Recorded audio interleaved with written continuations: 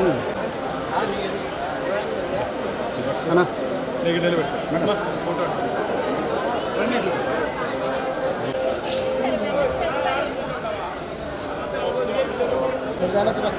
అన్నా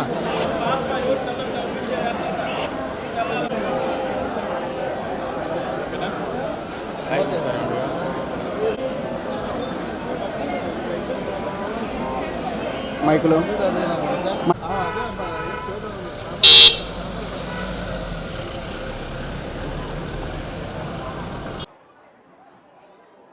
ఇవాళ తిరుపతి రావడం జరిగిందండి. అలాగే ఇప్పుడే వచ్చాం కాబట్టి పద్మావతమ్మ టెంపుల్కి వచ్చాము. అలాగే ఆ అమ్మ దర్శనం బాగా జరగాలని అనుకుంటూ పెళ్ళి మొన్నే అయింది. అమ్మ ఎప్పుడు బ్లెస్సింగ్స్ ఉండాలని నేను కోరుకుంటున్నాను. ఎవ్రీ ఇయర్ వస్తూ ఉంటాము. సో ఈసారి మా హస్బెండ్తో వచ్చాను. సో అమ్మ ఆశీస్సులు ఎప్పుడు ఉండాలని నేను కోరుకుంటున్నాను.